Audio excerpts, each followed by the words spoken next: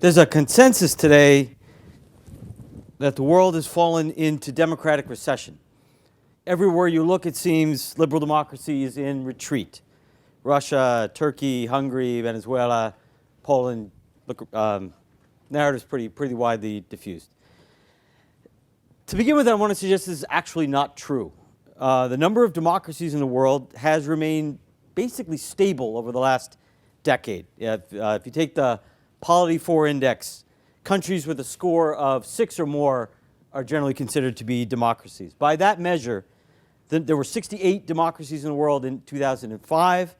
There were 70 democracies in the world in 2010, 71 democracies in the world in 2015. It's basically been a flat line since 2005. The percentage of the countries in the world that are democratic has increased from 31% in 1990, 36% in 2000, to 42% in 2005, and it's hovered between 41 and 43% of the world since 2005. There have been some very prominent cases of democratic backsliding over the last decade. You all know them: Venezuela, Thailand, Turkey, Hungary, Nicaragua. But there have been an equal number, roughly, of cases of democratic advance, significant democratic advance during this period: Tunisia, Sri Lanka, Nepal, Gambia, Senegal. So democratic conditions have clearly deteriorated in Honduras, in Bolivia, in Poland, in the Philippines, but at the same time they've clearly improved in Colombia, in Guatemala, in Myanmar, in Nigeria, in Burkina Faso. The forward movers get a lot less attention, maybe for good reason, than the backsliders. When you think about the state of democracy in the world, you think about Turkey, you think about Venezuela, you think about Hungary. You do not think, usually, about Nepal, Sri Lanka, Tunisia, Senegal. But in net terms, the number of democracies in the world has changed relatively little over the last decade. The sky isn't falling, at least not yet. This is important to keep in mind. But if the sky isn't falling, the sky clearly is darkening. The geopolitical environment, the international environment, is a lot less favorable to liberal democracy than it was a quarter of a century ago. The good old days of the 1990s, in which the United States and Europe were the world's dominant military, economic, ideological powers, in which Western-style democracy was really considered the only game in town in much of the world, those days are clearly over.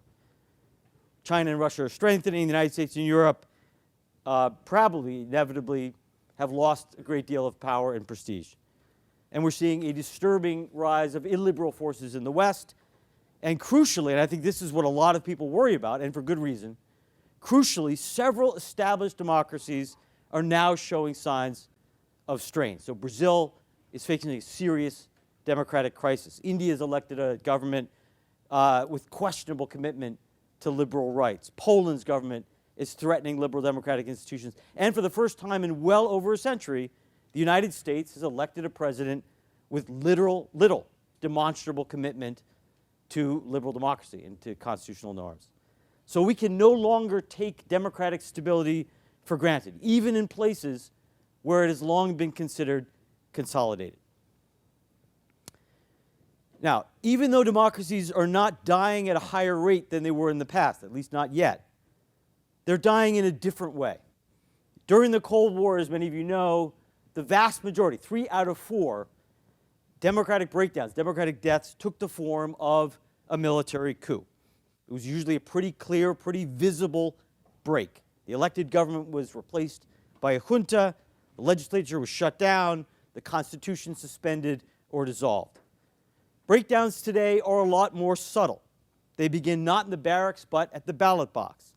Since the end of the Cold War, the majority of democracies are much more likely to die at the hands of elected presidents and elected prime ministers than they are at the hands of generals. Democracies die constitutionally by means of elections and referenda. They die through laws approved by Parliament, through constitutional court rulings. Now, how can it be that democracies die constitutionally? Americans, at least, place a lot of faith in constitutions. Ours, after all, has protected us to varying degrees for 230 years. But constitutions don't just work automatically. They work to protect democracy only when they're reinforced by strong democratic norms, or what we call unwritten rules. In our recent book with Daniel Ziblatt, we focus on two norms, two unwritten rules of democracy in particular. The first one is what we call mutual toleration. That's simply accepting the legitimacy, the norm, that one must accept the legitimacy of one's partisan opponents. That means that no matter how much we may disagree with our opponents, no matter how much we may dislike our opponents, we recognize both publicly and in private that they are loyal citizens who love the country and who have an equal and legitimate right to compete for power and to govern. In other words, we do not treat our rivals as enemies. The second norm, which we borrow from Princeton political scientist Alicia Holland, is what we call institutional forbearance. Forbearance means refraining from exercising one's legal right. It's an act of self-restraint, an underutilization of one's power. Now, we don't usually think about forbearance in politics, but it's absolutely vital. Think about what the United States president constitutionally is able to do. The president can pardon whomever she wants, whenever she wants. Any president with a congressional majority can pack the Supreme Court. Do not like the way the Supreme Court is ruling, don't like the ideological composition of the Supreme Court. If you have a majority in Congress, you can pass a law and expand it to 11, to 13, and to fill those vacancies with allies. Perfectly legal. Or if a president's agenda is stalled in Congress, he or she could circumvent the legislative process and make policy through presidential proclamations, through executive orders. The Constitution does not explicitly prohibit such action. Or think about what Congress can do. The U.S. Senate could use its right of advice and consent to block all of the president's cabinet picks, to block all of the president's court picks, to prevent the president from filling any Supreme Court vacancies. The Congress can refuse to fund the government, can effectively shut the government down. And of course, the Congress can impeach the president on virtually any grounds it chooses. My point here is simply that politicians can exploit the letter of the Constitution in ways that utterly eviscerate its spirit. This is what legal scholar Mark Tushnet calls constitutional hardball. Look at any failing or any failed democracy in the world, and you will find an abundance of constitutional hardball. Spain and Germany in the early 30s, Argentina under Peril, Chile in the early 70s, contemporary Bolivia, Turkey, Hungary, Venezuela. Constitutional hardball is how even brilliantly designed checks and balances get subverted. So when Perón was first elected president in Argentina in 1946, he inherited a constitution that was modeled explicitly on the U.S. Constitution. One study found that 2/3 of Argentina's 1853 Constitution was borrowed directly. The text was taken directly from the U.S. Constitution. Did not constrain Perón. One of Perón's first moves after assuming office was to have Congress impeach 3 out of 5 Supreme Court justices on grounds of malfeasance. That was a move that technically was constitutional. Congress then passed a law making it a crime to disrespect the president. When opposition leader Ricardo Balbín was arrested under this new law, he appealed to the Supreme Court, appealed its constitutionality. Didn't seem like a very constitutional law. The packed Supreme Court, of course, upheld the law, and Balbín remained in prison. More recently, Hugo Chavez packed Venezuela's Supreme Court by having Congress pass a law that expanded the size of the court from 20 to 32, filled the new seat with allies. That court packing proved very useful to Chavez's successor, Nicolás Maduro, after the opposition won control of Congress in 2015. Maduro's response to divided government was to have the court strike down everything Congress did as unconstitutional. That was constitutional, technically. The point is that a constitutional system, even a very well-crafted one, a constitutional system of checks and balances can easily descend into dysfunction and into constitutional hardball. And constitutional hardball can kill democracies. What prevents that from happening in healthy democracies is forbearance. It is a shared understanding among politicians that neither side will deploy its institutional prerogatives to the hilt, that the spirit of the law will prevail over the letter of the law. So constitutions have to be reinforced by democratic norms. Ziblatt and I view norms of mutual toleration on the one hand and forbearance on the other as kind of the soft guardrails of democracy. They help to prevent healthy partisan competition, which is necessary in every democracy, from spiraling into the kind of partisan fight to the death that wrecked democracies in interwar Europe and in South America in the 1960s and 70s. So the question is, what destroys those norms? What destroys those norms? Many years ago, right soon after I got to Harvard, Ricardo Hausmann and I were on a panel together, you will not remember, on the Argentine economic crisis. And Ricardo made a brilliant insight. He said, there are many ways to die. And Ricardo, I think, was referring to Argentina's economic collapse, but the same can be said for democracy. There are many ways for democracies to die.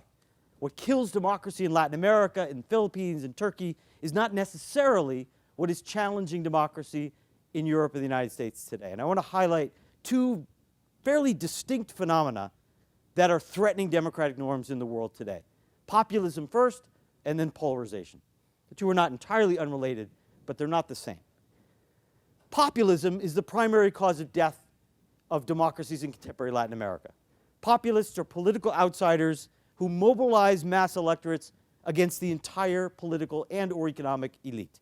They attack the entire elite, the entire establishment, as corrupt, as undemocratic, and they promise to sweep it away. So they promise essentially to take a wrecking ball to the establishment. Populists are inherent norm violators. They earn credibility with voters precisely by violating established norms. Breaking norms is a way of demonstrating to your followers, demonstrating to the masses that you're different, that you're not part of that rancid oligarchy. Populists threaten norms of mutual toleration because almost invariably they deny the legitimacy of their rivals. Populists treat their opponents as enemies. They call them traitors, subversives, criminals. And because populists abandon mutual toleration, they are especially prone to constitutional hardball. So when your opponents are traitors, when your opponents are enemies of the people, it is hard to justify forbearance. It's hard to justify restraint. Successful populists earn a mandate, an electoral mandate, to bury the establishment, to drain the swamp, to consign the rancid oligarchy to the dustbin of history. That's a pretty radical mandate, but it's exactly what these guys are elected to do. The problem, of course, is that the swamp that they are referring to is usually a democracy. The corrupt and unrepresentative institutions that populists promise to sweep away are things like legislatures, political parties, and Supreme Courts. And in fact, when populists win the presidency, they very often find that that rancid oligarchy still controls many of those institutions. Traditional parties may have a majority in Congress. Their appointees still sit on the Supreme Court and the electoral authorities.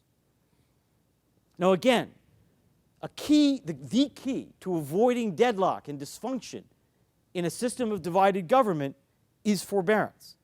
But if you're elected with a mandate to bury the establishment, and that establishment still controls Congress and the Supreme Court, you have no incentive at all to underutilize power. You want to use the power conferred upon you by electoral majorities to the furthest possible extent. You will use plebiscitary tactics like referenda or whatever tools are available to you to build a new legislative majority, and you'll then use that legislative majority to do things like pack the courts, pack the electoral authorities, and rewrite the rules in ways that weaken or disadvantage the opposition. Populists almost always play constitutional hardball. And where they succeed, the result is what I call competitive authoritarianism, a regime in which democratic institutions still exist, but the playing field is tilted often heavily against the opposition. Now, this populist path to democratic breakdown is much more likely in Latin America and in parts of Asia than it is in Europe or Latin America, for the following reason. Plebiscitary forms of constitutional hardball, the kind of plebiscitary tactics we saw under Peril, Fujimori, Chavez, Rafael Correa, Evo Morales, require an extraordinary level of public support, often 70% or more. 70% support can get you a number of things. It can do a bunch of useful things for populists. It allows you to win elections and referenda overwhelmingly, which among other things buys you international legitimacy. Nobody can contest an election that you won with 70%. It allows you to call a constituent assembly and win a supermajority there, which allows you to unilaterally rewrite the Constitution. It allows you to elect legislative supermajorities, which you can then use to pack the courts and other state institutions. Now, it is not every day that 70% of the electorate is willing to back an assault on representative democratic institutions. That does not happen very often. A good chunk of the population has to be really angry with the status quo for that to happen. Two things make that possible in Latin America, at least parts of Latin America. One is extreme social inequality. Inequality, among other things, widens the gap between citizens and the elite, and that makes a larger number of everyday citizens more open to anti-establishment appeals. But it is not just inequality that generates big populist majorities. It's also state weakness. By state weakness, I mean simply the inability of state institutions to carry out basic tasks, building roads and schools, implementing social policies, providing public security, upholding the rule of law. When states are ineffective, when states are weak, as they are especially in the Andes today, it is almost impossible for governments to govern well. No matter how honest they are, no matter how well-intentioned they are, no matter how many Kennedy School grads are in them. Where states can't tax, where they can't get bureaucrats to do what they want them to do, where they cannot enforce the rule of law, even the best government will not be able to deliver the goods. They won't be able to pave roads, to keep schools and hospitals supplied, to keep people safe.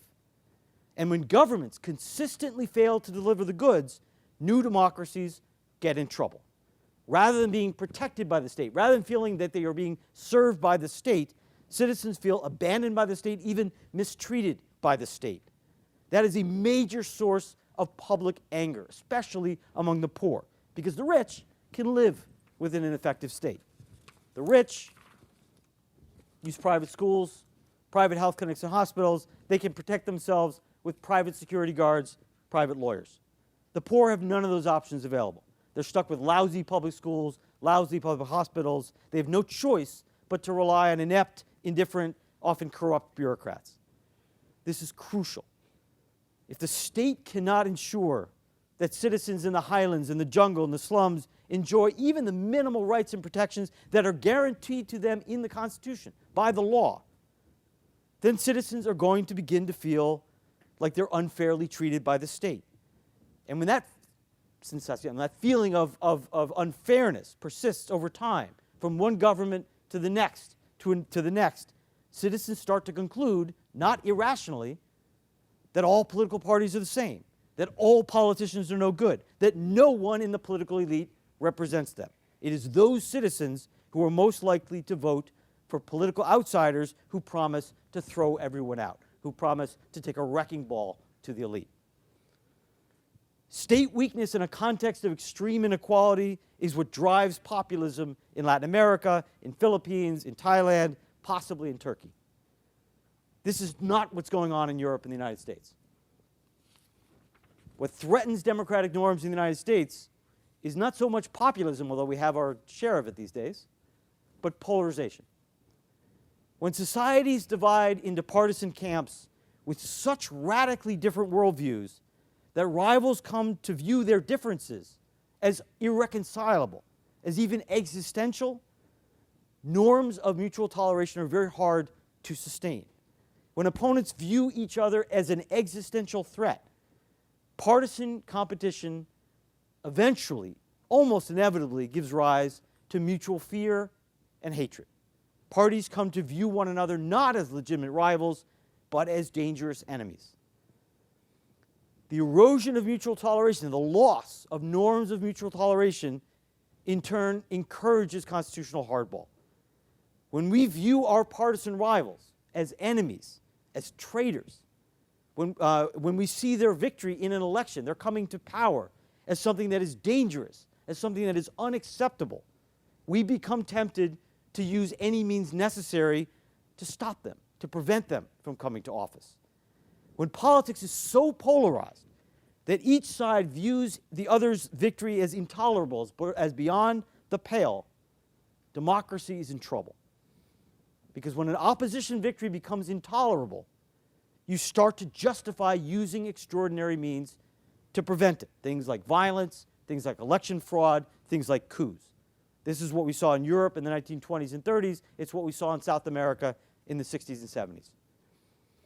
Now, the United States is not nearly as polarized as Spain in the 1930s or Chile in the 1960s and 70s.